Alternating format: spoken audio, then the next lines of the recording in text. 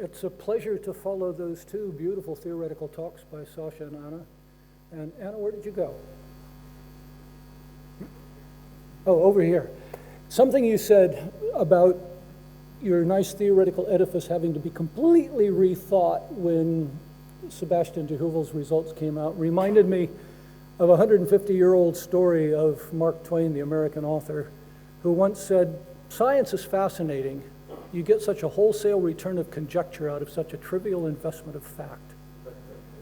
Now, the theory, of course, is the conjecture. It's a lot better than conjecture. It's a beautiful edifice of physics, but it's the investment in fact that I want to talk about today, because the internal transport of angular momentum in stars has now become an observational science, not just the decades-old theoretical science that we've had up till now. To remind you of some of the things that's been said in the previous two talks, angular momentum transport in stars is fundamental to everything we're doing here this week. Thinking of all of you who are working on exoplanets, of course, in the process of stellar formation, when the protostar forms and it contracts, the conservation of angular momentum is what gives you your protostellar disk. It's what gives you the disk out of which your exoplanetary systems form. We get to the main sequence, and from the main sequence to the giant region, as the star evolves, hydrogen is exhausted. The core, of course, contracts. If it conserves angular momentum, it spins up. The shell expands. If it conserves angular momentum, it slows down. We've already seen in the previous talks for the red giants, it's too fast and it's too slow both, according to Mark. You heard in the question that he asked. From the red giant region, if that core had maintained its angular momentum, if there hadn't been any transport or loss, by the time we ended up with the ubiquitous white dwarfs, they would have rotation periods of seconds. They don't. We can see the outsides. They have rotation periods of days and greater. Angular momentum is transported. Now that's all single stars. What about the double stars? Binary stars, the angular momentum of the rotation of the star can interact with the angular momentum of the orbit. We heard that earlier today. Clement actually said it's important to understand angular momentum interaction between rotation and orbit in stars so that we can understand the same thing for planets, which perhaps the majority of you here are working on. So the angular momentum is important, and we are now finally at the point where we can begin to look inside the stars and see that. Now, I want to do some background for those of you particularly who work in planets. How is it that asteroseismology allows us to look inside a star and see the rotation in the interior? The dipole modes are the important modes I will talk to you today about this main sequence star that we've discovered with very clear signature of rotation from the core to the surface. An axis-symmetric dipole mode oscillates along the pulsation, which we will assume is the rotation axis as you're seeing there. And the sectoral modes rotate either with or against the rotation. In a perfectly spherical star, all three of those modes have the same frequency. But rotation distorts a star. It's no longer spherical. When it's not spherical, you end up with three independent frequencies that are split, and they're split by something close to the rotation, and we'll come back to how close in just a moment. The equation that you see down here at the bottom tells you what the frequency splitting is. The m is just the order of the mode. For the dipole modes, that's either 0 or 1 for our case. This constant that you see here, c, is called the Ledoux constant, and that can be important in modeling the stars, but as you'll see today, it's not important for the conclusion that I'm going to give you, and I'll tell you why. The integral that you see there is a weighting of what's called the kernel, and that basically tells you how the pulsation mode samples the star, times the rotation law, and one assumption that is going into this entire talk is that the rotation law in the star that we're working on has a purely radial dependence, so we're not putting in any concept of latitudinal differential rotation as you just saw for the sun. How does that then let us look into the star and see into the depths? Well, here are two ray diagrams. You just saw a couple of these from Sasha, and Sasha said, well, you're all very familiar with them, but I'm going to assume that not all of you are completely familiar and give you a bit of an explanation. The one that you see on the left, these are both from Jorn Christensen Dalsgaard. The one on the left shows you the ray paths for radial modes, and some of those radial modes actually penetrate right to the core. Fundamental radial mode goes right through the core of the star. But the sound speed depends on the square root of the temperature. And when the temperature goes up by a factor of 1,000, the sound moves very quickly, and basically those P modes do not spend any significant amount of time in the core of the star. They therefore aren't sampling what's happening in the core, and that's why in that picture you saw of rotation of the sun, which I'm going to show you again in the next slide, you don't know what's happening to the rotation in the core of the star. For that you want G modes, and on the right there you see a ray diagram for a G mode in the sun, and you'll see that it's concentrated towards the core. Now the reason that doesn't go to the surface is the outer part of the sun is convective, and convection is runaway buoyancy. The G modes are the restoring forces buoyancy, and so you can't have a standing G mode in a convective zone. In the hotter star I'm talking to you about today, which is a mid-A star, there's a tiny convective core, but the convection zone in the outer part of the star is almost non-existent, and the G modes penetrate beautifully to the surface. Tim Betting showed that to you yesterday. So what is it that's letting us finally begin to look inside the stars and to look at the angular momentum inside? Well, Ron Gilliland started us there yesterday. It's the space photometry revolution. It's the high precision, it's the long time scale of the data that's finally allowing us to see what we've only ever been able to theorize previously. You saw this in Sasha's talk. This is a quarter, in this case, of a look at the sun where you can see what the internal rotation's like. These data come from Jesper Sko, who's here. The diagram was made by Rachel Howe. And you'll notice that we can't see the internal rotation of the sun down in the core. It's controversial about whether any G modes have been seen in the sun, but certainly, no matter what you think of that, not well enough to determine rotation in the core of the star. How well can we do for main sequence stars? Well, there are two B stars that have been in the literature now for over a decade, and let me just show you what we're looking at when we talk about rotation in B stars. Here's a best case. This is work by Connie Arts. The modeling was done by Marc-Antoine. You're here somewhere, Marc-Antoine, on this same star in the group in Liège. And you'll see there are only 1, 2, 3, 4, there's 6 frequencies. Now the frequencies are the fundamental data for asteroseismology. There is a dipole triplet, and that gives you the rotation down to the depth that that dipole penetrates, weighted towards the surface of the star. The model suggests that that's a radial mode, and that this is a quadrupole of which you see only 2 of 5 possible components. And the separation in this quadrupole is different to the separation in the dipole. The conclusion from that work was that the interior, at some depth, was rotating about 4 times faster than the surface. Another B star was done similarly, led by Marlene Briquet, who's here. And in the case of that B star, it appeared to be, to the extent that one could tell, a rigid rotator. Now this has been done for a white dwarf also. As I said earlier, a white dwarf, if it conserved angular momentum through its core red giant stage, would be spinning at a period of just a few seconds. We can see in the surfaces that's not true, but Stéphane Charpenay, I can see sitting back here, in a beautiful paper that he did with Gilles Fontaine, Pierre Brassard, modeled the rotational splitting in the gravity modes in a white dwarf, showed that the star was a rigid rotator, but the rotation period's 34 hours, not a matter of seconds. So there is angular momentum transport, and all those mechanisms that Anna was discussing, something has to be operating.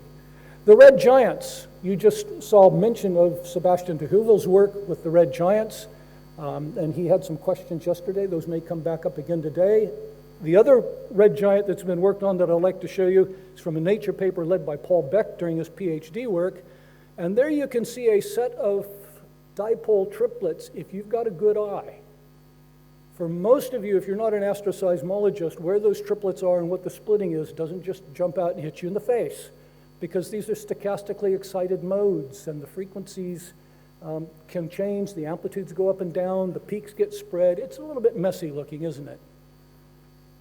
Well, we can finally do the main sequence. You can't see the G modes in the sun, but this A star I'm talking to you about today, the G modes penetrate to the surface, the P modes are present, and the splitting is just in your face. You're not going to have any doubt. You're not going to look here and wonder what you're seeing. You'll see it all. Now, Tim showed you this diagram yesterday. He was talking about the spacing in the G modes. That's another interesting topic, which I won't touch on any further today on this star. But you'll see at the higher frequency range, there are P modes. And I know you may like to work in microhertz. I find it easier to think of a star rotating with a period of a day instead of 100,000 seconds. But for those of you who would like to think in microhertz, 24 cycles per day is an hour, 12 cycles per day is 2 hours. So these P modes have got periods of the order of an hour and a half. And the G modes down here have periods on the order of a day or slightly less. If we expand the G-mode region, you'll see that series of peaks, which are equally spaced peaks in period that Tim talked to us about yesterday. And for the rotation, I want to expand that, and there are the rotationally split modes. Now, those are actually triplets. I'll show you the central peaks in just a moment. But for 15 consecutive modes, there are just pairs and pairs and pairs of m equals +1 and -1 pulsation modes. The central peaks, well, they should lie right about there. And what I'm going to do is I'm going to change the scale, and I'm going to remove those peaks from the data by fitting them, and we'll look at the residuals. And you can very clearly see, under the red arrows, the positions of those central peaks. It's quite possible that we're seeing this star almost pole on in terms of its pulsation and rotation axis. And so the visibility is best for the M modes that are rotating with rotation and against rotation.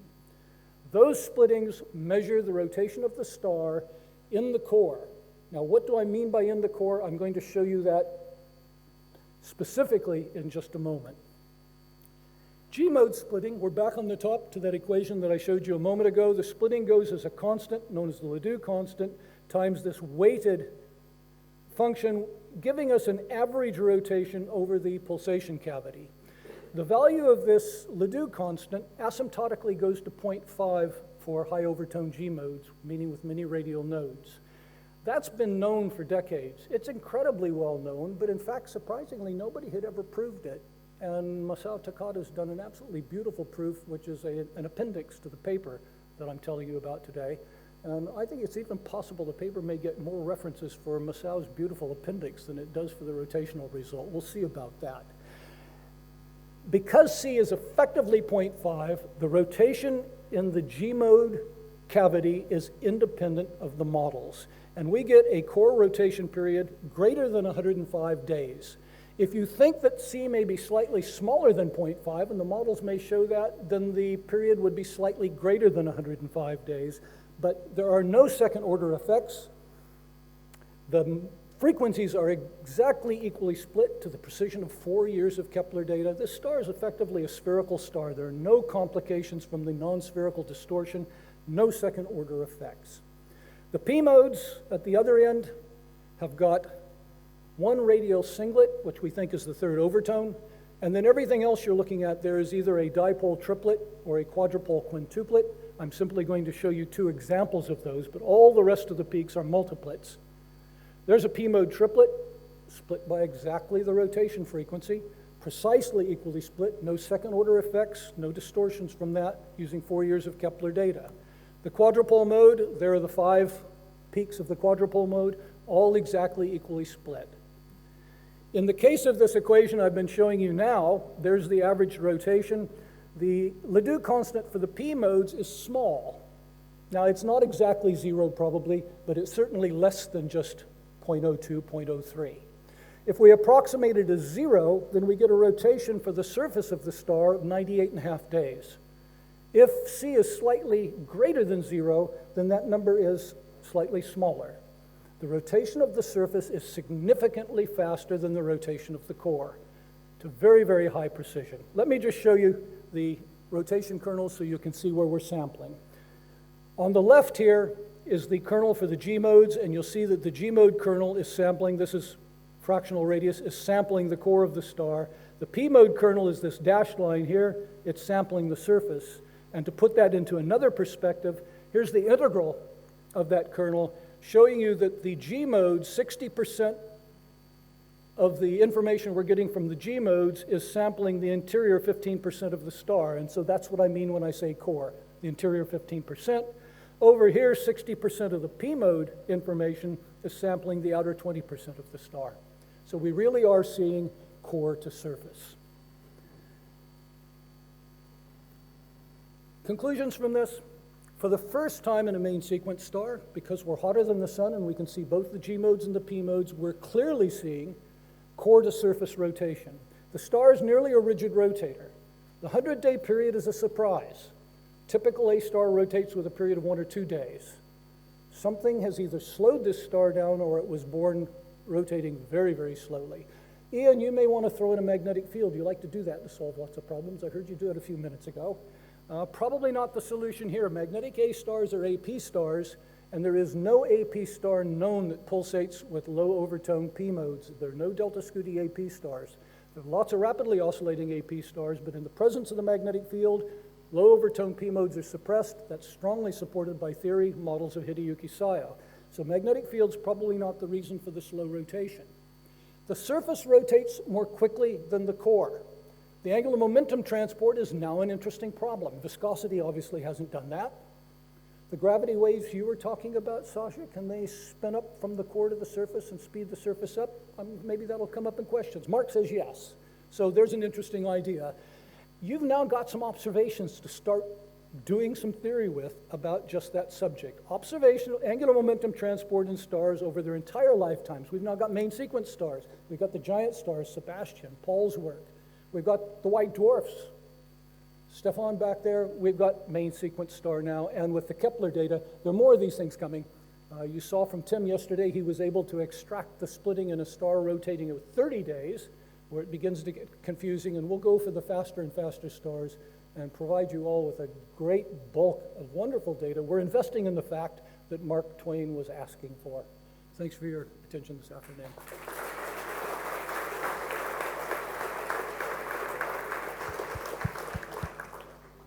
I think I'll give that to Mark.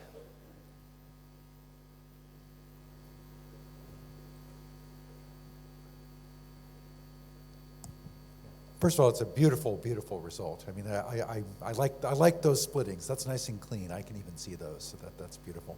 I guess the comment on the waves in a question. The comment is actually what waves do is waves actually exchange angular momentum through a series of shear layers, and that can act in either direction. It can speed up or slow down. So seeing what you're seeing there is actually, I think, very nicely consistent with waves. Stefan might want to comment on that, but there's no problem in principle with producing an inversion.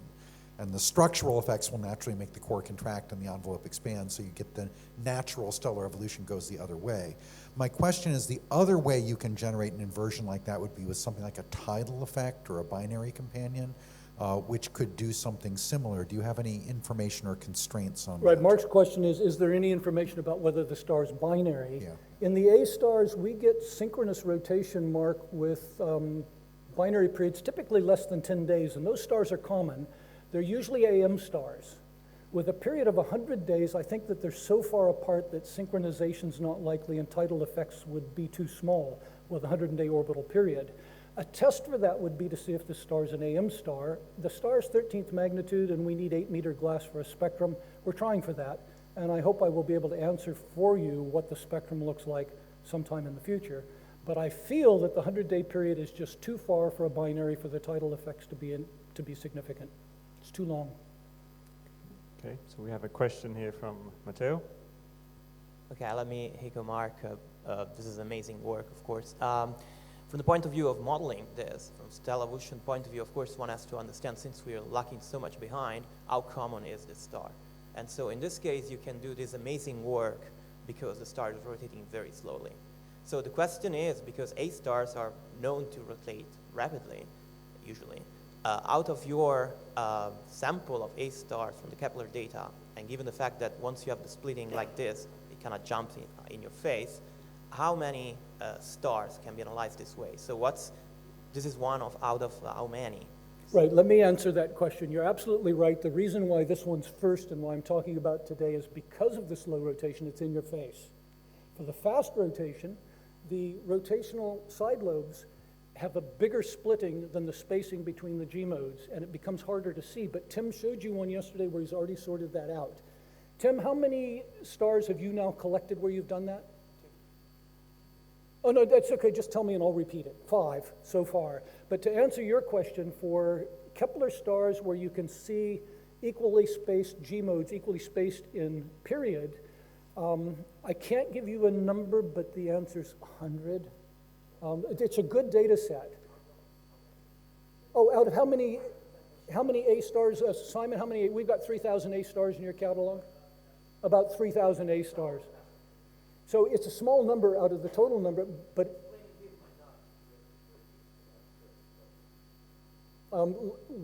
you're going to have to wait a little while till we figure out the faster rotators, and what we're going to try to do is bootstrap ourselves up as we go to faster and faster rotation. Because as those frequencies separate, some of them can even go down below zero frequency, get reflected up and totally skew the spacing. And then second order effects will come into it and it'll get very confusing. I'm confident we'll be able to tell you more in a year's time. More stars, Okay, so the faster stars. last question from Stefan. Yes. Oh. Hello, Don. Hi. Just a comment on the action of waves. First, we have done work with Humin Lee and Coralie Niner to look at the effect of the internal wave excited in the core for the transport of angular momentum in a star with a radiative envelope, and we have demonstrated that we can accelerate just below the surface the rotation rate.